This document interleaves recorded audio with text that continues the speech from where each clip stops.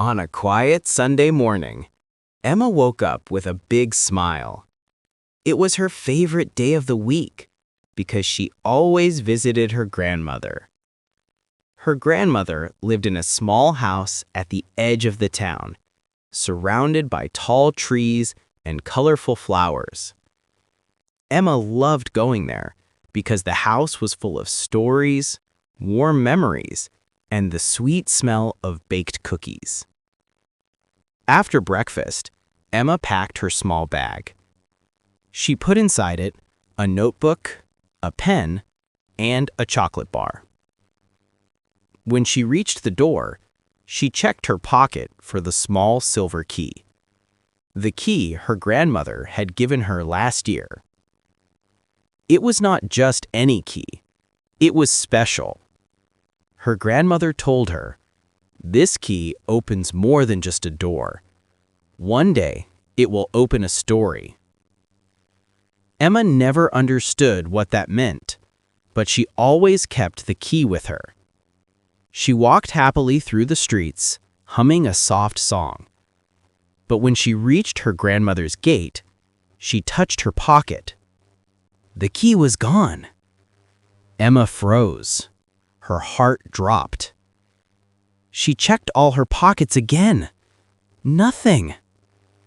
She whispered, "Where is my key?"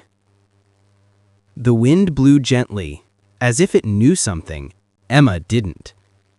She turned back and slowly started retracing her steps. Emma walked along the same road she came from. She looked carefully at the ground, hoping to see the silver shine of the key. She passed by the bakery where she bought bread earlier. She asked the baker kindly, "Excuse me, sir, did you see a small silver key on the ground?" The baker smiled gently. "A key? No, my dear. But don't worry. If you dropped it here, someone will bring it to me. People in this neighborhood are kind." Emma thanked him and continued walking. Her mind was full of thoughts. How could I lose something so important? What will I tell Grandma? She reached the small park where she sat for a minute in the morning. She walked slowly between the benches. A little boy stood there holding a toy car. He looked at her with curiosity. Emma asked softly, "Did you see a key? A silver one?" The little boy shook his head, but then he pointed at the old fountain in the middle of the park. "I saw a shiny thing fall there," he said. Emma's eyes widened. Maybe that was the key. She ran to the fountain. Water was flowing gently and leaves floated on the surface. She leaned forward, searching with her eyes. Nothing. But then she noticed something strange. A piece of paper stuck between two stones. Carefully, she pulled it out. It wasn't her key. It was a map. A small hand-drawn map with a circle around the corner of Pine Street.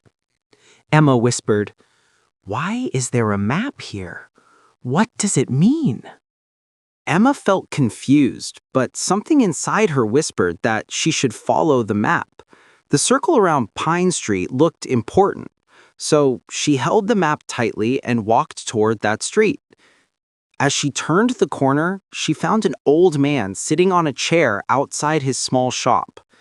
The shop was full of clocks. Big ones, small ones, wooden ones, golden ones. The ticking sound filled the air like soft music. Emma stepped closer and asked, "Hello, did anyone bring a silver key here?" The old man looked at her for a moment, then smiled kindly. "A silver key? No, but I found something this morning." He reached into his pocket and pulled out another small piece of paper. It looked exactly like the map Emma found in the fountain. The old man handed it to her. "This one shows the second place," he said. Emma opened it. It showed a picture of a tree, a very big one. "I've seen this tree," Emma said. "It's behind the school." The old clockmaker nodded. "Go there. Maybe what you're looking for is waiting." Emma hurried toward the schoolyard. Behind the building stood the old giant tree.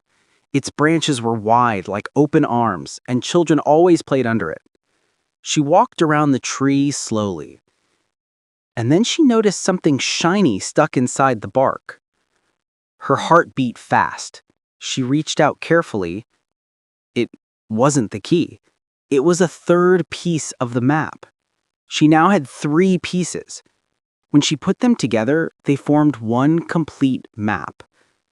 The final marked location was Grandma's house. Emma gasped. Why would the map lead back to Grandma's house? Emma ran as fast as she could back to her grandmother's home. Her grandmother was standing at the door, smiling as if she already knew everything that had happened. Emma said breathlessly, "Grandma, I lost the key, and I found a map, and it brought me back here." Her grandmother laughed softly. "Oh dear, the key isn't lost." Emma looked confused. "But I checked my pockets." Grandma gently touched Emma's bag. "Not every key is metal, Emma. The key I gave you opens stories, not doors." Emma slowly opened her bag, and inside she found a small notebook she had never seen before. On the cover it said, "The key to your own story," Grandma said.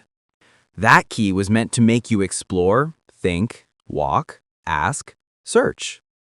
You followed clues, met people, discovered places. You lived a story. Emma finally understood. The real key was the journey itself, the adventure she just lived. Her grandmother hugged her. "Now open the notebook and write your story, the one you just lived today." Emma sat beside her grandmother, opened the notebook, and began writing the first sentence with a happy smile. "Today I found the key by losing it." And in the end, after Emma finished her long adventure searching for the lost key, she realized that the journey itself was the real treasure. Now that's your turn. Question for you. If you were in Emma's place, what would be the first thing you'd do after discovering the key was missing? And do you think the journey can sometimes be more important than the destination? Share your thoughts in the comments. I'd love to read what you think. If you enjoyed this story and want more simple English stories like this one, don't forget to like the video, subscribe to the channel, and turn on the notification bell so you won't miss any new episodes. Thank you so much for watching. See you in the next story.